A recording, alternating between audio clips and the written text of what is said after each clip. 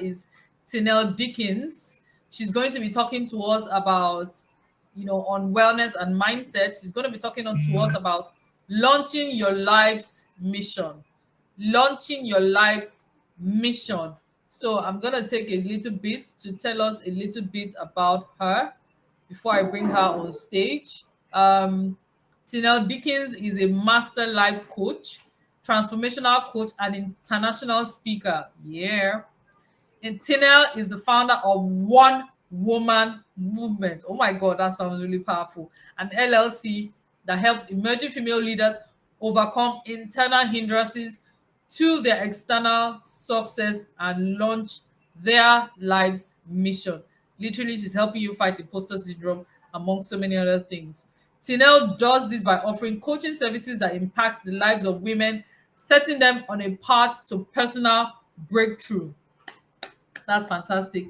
Everyone, join me as I welcome to the stage Tinell Dickens. Hello. Hello. Please, can you hear me? Oh, wow. Oh, Can you hear me oh, now? yes, I can hear you now. I can hear you now. And I'm sure everybody can hear you now. Madam, it's good to have you here. Thank you so much for accepting our invite, and thank you for being here, for taking out your time, to be here and to talk to us about wellness and mindset. Um, I'm definitely going to just get out and just give you the stage so that you can do what you know how to do best. Take us to school. Thank you. Great. All right. Well, great to be here. First of all, thank you so much for the opportunity to just come and speak with you. For those of you that are tuning in here live, I'm telling you, it's going to be great.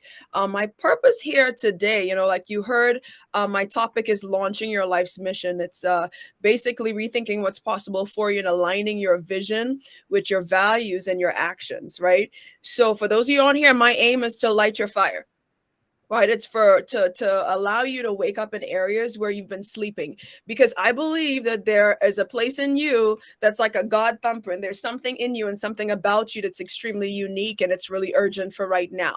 Right, I believe that for every woman on here, there's a purpose, there's a vision, there's a destiny, there's something that you and only you have that's unique to you, that's unique to your path in life, and it's a necessity for you to fulfill that while you are here in this earth. Right, so I wanted to just say this quick quote by Oprah Winfrey. Right, this quote by Oprah Winfrey says, "The biggest adventure you can ever take is to live your life, the life of your dreams." Right, the biggest adventure you can take is to live the life of your dreams, not somebody else's dreams, not a parent's dreams, excuse me, not anybody's dreams, not your cousin's dreams, not your culture's dream, but your dream. Because what we have that's inbuilt in us is a dream. It's a dream that's ours. It's unique to us. For some of us that's on here, just if you're tuning into this live, there's so many things that you feel on the inside of you on a daily basis, and dreams and visions and goals and plans that you have that's unique to you. When you communicate that means that to those around about you, it sounds maybe a little bit different from theirs. Or it could sound similar to, but they're unique parts about it that's just yours, right? And that means that whatever you have, that means you're meant to walk that out. That's something that you're meant to build, to establish, and to really walk out for many people to benefit from. So again, that quote says, the biggest adventure you can ever take is to live the life of your dreams. When I say your dreams, I say this, right? The average lifespan for human beings on this planet is 72.6 years. 72.6 years. That means for most people on the planet, they're going to live to age 72 and a half years old. That also means, right, say the average age on this live here, I'm 38. For some of you here, the average age on this platform might be about 40 years, right? So if you've lived 40 years, let me give you some stats here. If you've lived 40 years, then that means that you have 32.6 years more to live. Now, of course, we want to live to 100, 150. I'm just giving you average stats, right? So that means that you only would have, say, for instance, it was 72 and a half years. You'd only have 11,909 days remaining. That means you've lived 26,474 days. You've lived more than you're going to live. Now, I'm talking about having a sense of urgency about what has been put on the inside of us, right? I'm talking about having a sense of urgency concerning the days that we live on this planet. I'm talking about launching your life's mission. Because sometimes we go through places in our life where where we have delays and setbacks and doubts and so many things. We get fearful and think about, wait a minute, what if I do this? Am I going to fail? If I do this, who's going to say this about me? Am I, is it going to be said about me that I'm a rebel? Is it going to be, what's going to be said? And sometimes we're very fearful of what others think about us, and we don't consider our time. When it comes to launching our life's mission, I'm talking about that business. I'm talking about even that career. I'm talking about the people you need to impact, the places you need to go to, the things you need to do. Like, there's a time span attached to that. Sometimes I think, we at times, because we're so comfortable with the everyday, we get caught up in the everyday. And what begins to happen is that we see life as a consecutive series of waking up, doing things, and going back to bed, then waking up, doing some more things, and go back to bed again. And before you know it, that routine turns into years. And if we're speaking about being change, if we're speaking about launching our life mission, if we're speaking about making change, and impacting on a wide scale, we're talking about being mindful of time. We're talking about making a big change. That means being mindful of time and understanding that we have to break past the fears that we have in order to launch into the mission for our lives and what we're born for. For a lot of you, sometimes your fear holds you back from what you are born to do. The thing about fear is it's not a fair master. Fear is a horrible master, right? Fear is a horrible master. Fear will bind you up. It will shut you down. It will lock you away. It would lock away your giftings. It would lock away all those creative thoughts that you have. It would shut those things down and never allow you to walk those things out or to actualize them. It would never allow you to plow into those things or to pray about them and press into it. What fear does is it shuts you down and it never allows your mission to come forth. It says that you cannot and you will not and you will never. But how many of y'all know that sometimes we really have to tune into places in us and really sometimes pray? We have to really look at what reality is and understand that if you're about 40, you've lived more than you're going to.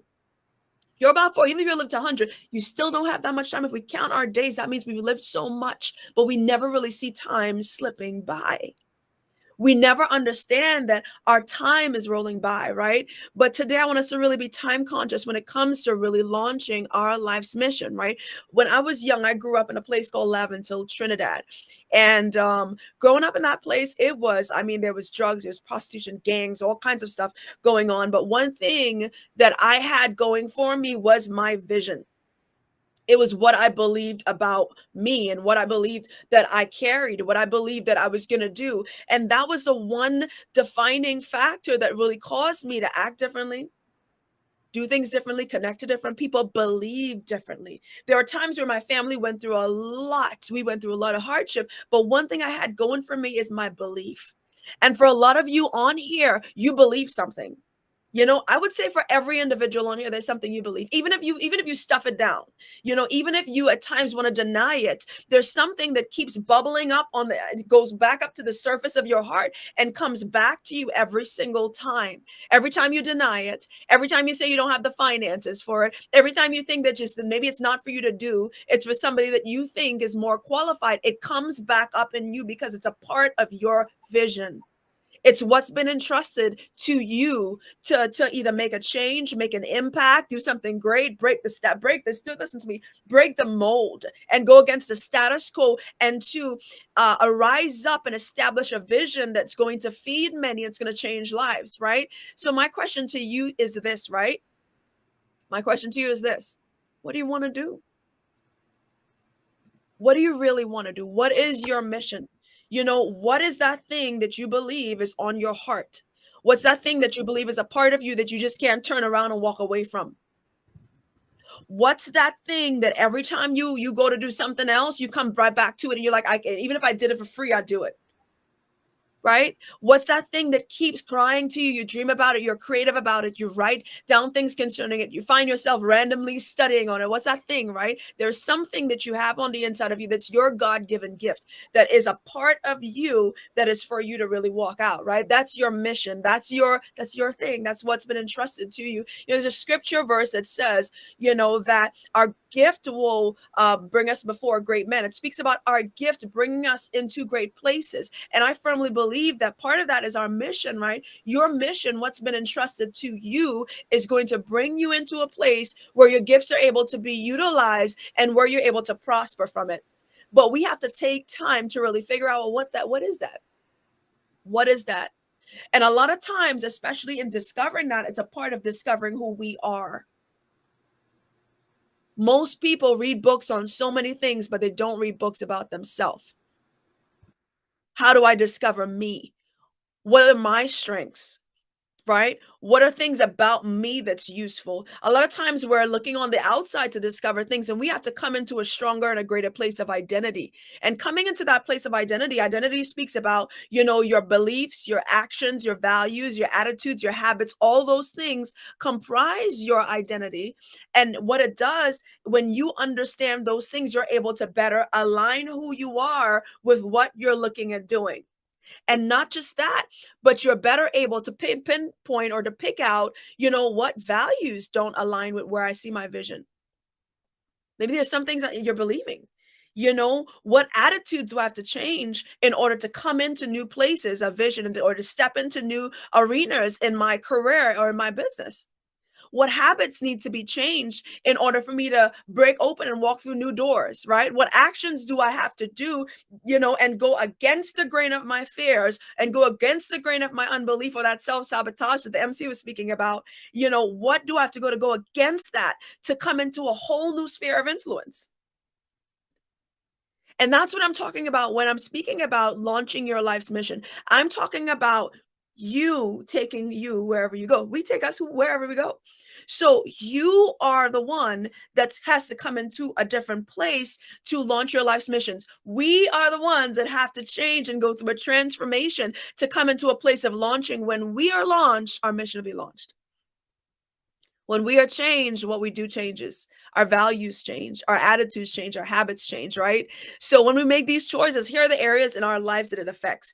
It's going to affect your career, your work, right? When we choose differently, it affects that. It's going to affect your finances, your health and well-being, your family and relationships, your personal development, your spiritual development, right? Your fun and leisure time. Some of you are not having enough fun. How about that, right? So your physical environment as well, it changes everything around about you. When we come into a new place and we understand who we are, and we have an urgency about discovering that, because there's a people group waiting and raving and just hoping for us to come serve them, that when we do that, we are able to access doors that maybe our generations before has not been able to access. Maybe your parents didn't achieve certain things that you're going to be the first one in achieving. Maybe, your grandparents didn't achieve it and that you're to be the first one. Some of you are going to be the first of your kind. But to do that, you have to be the first to discover who you are.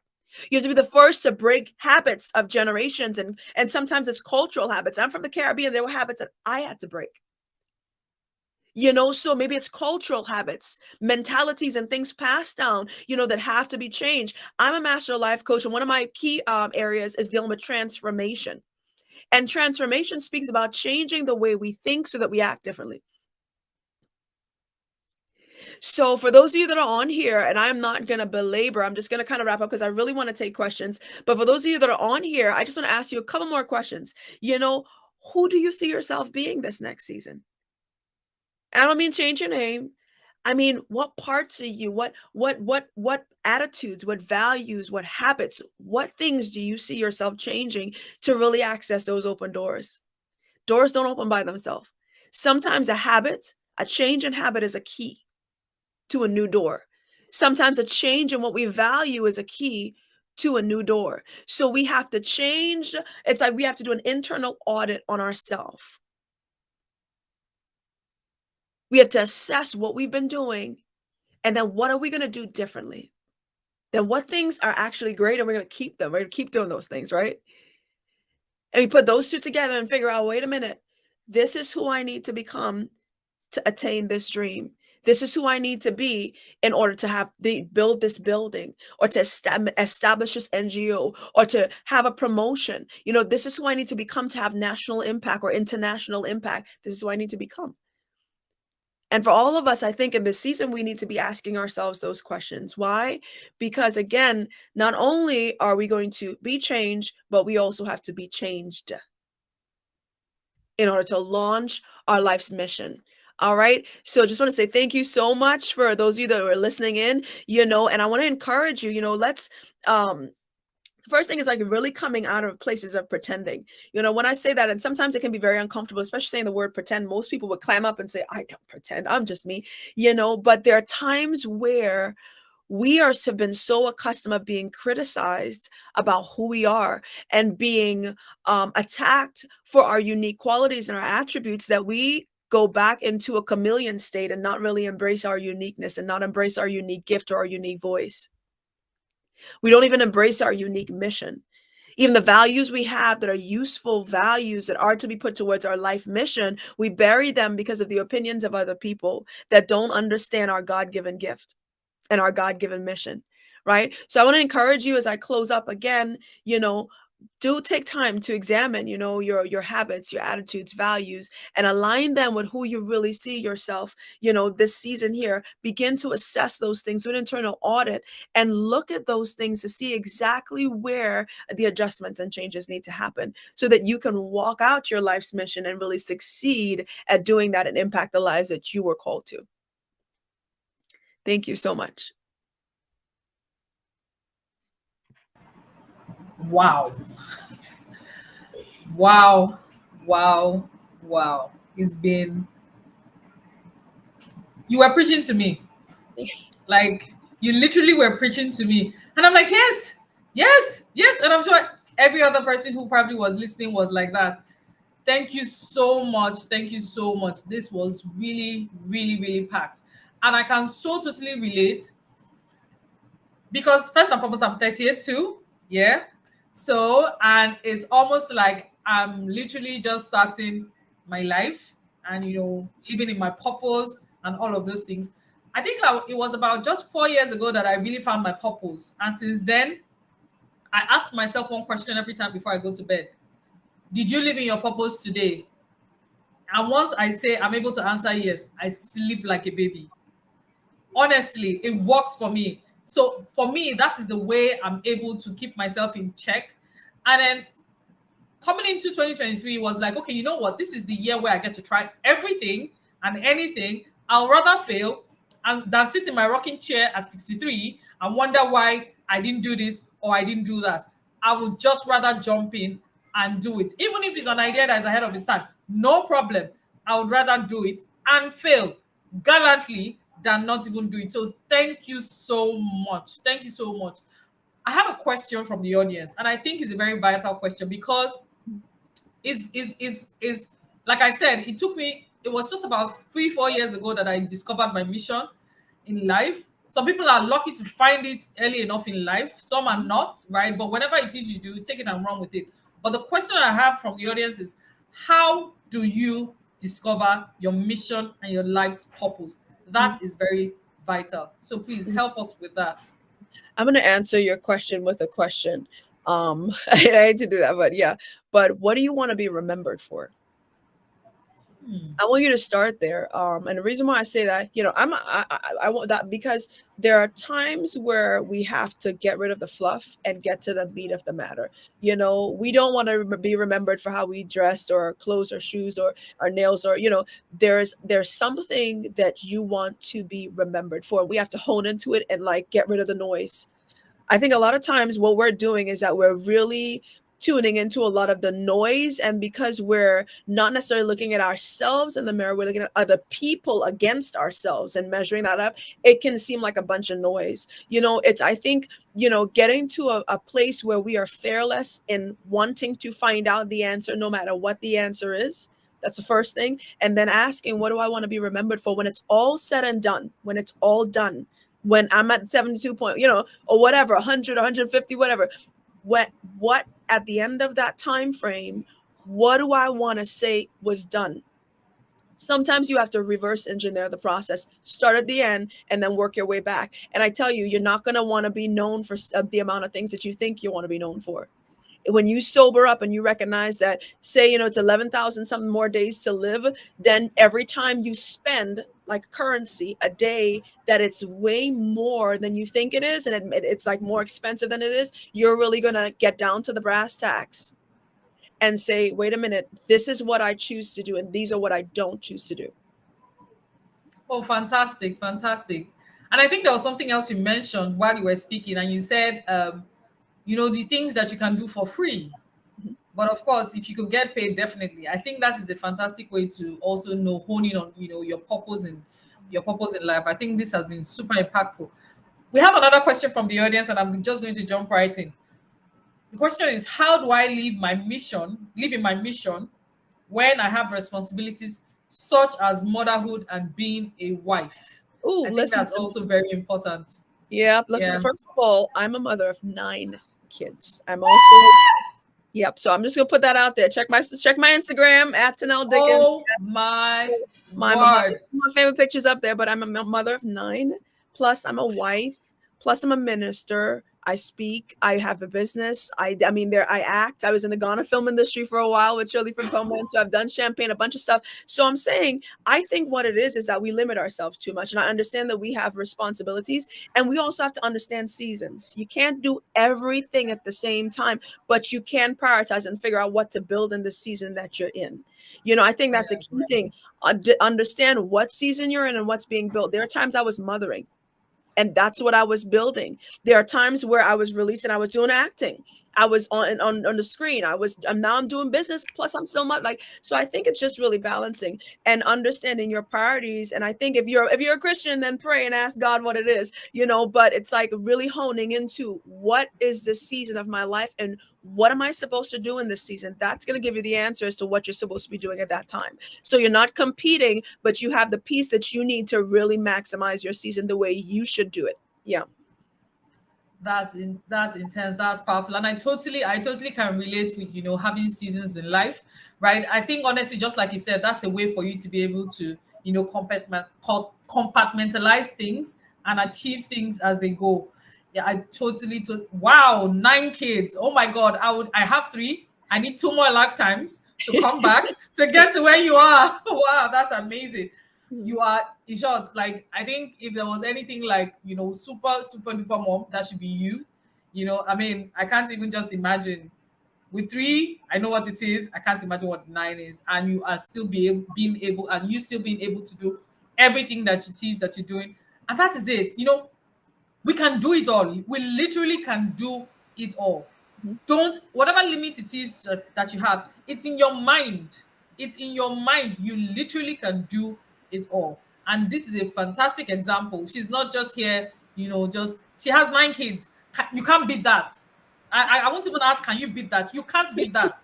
Some of us need 2 more lifetimes, so you can just imagine. Thank you so much for this. Like, I mean, it's been powerful. It's been, oh my god, I'm going to have to go rewatch all of these things, periodically, just so that I keep, getting myself motivated and all of that, when you get to those valleys in my journey. So thank you so much. Thank you so much for being here. We really appreciate you, and thank you for your time. Thank you for everything. God bless you. God bless you as you continue your journey and your mission in life. Thank you so much. Thank Thank you you so too. much. Thank you too. Bye bye. Yeah, bye bye. Oh my God. Oh Lord.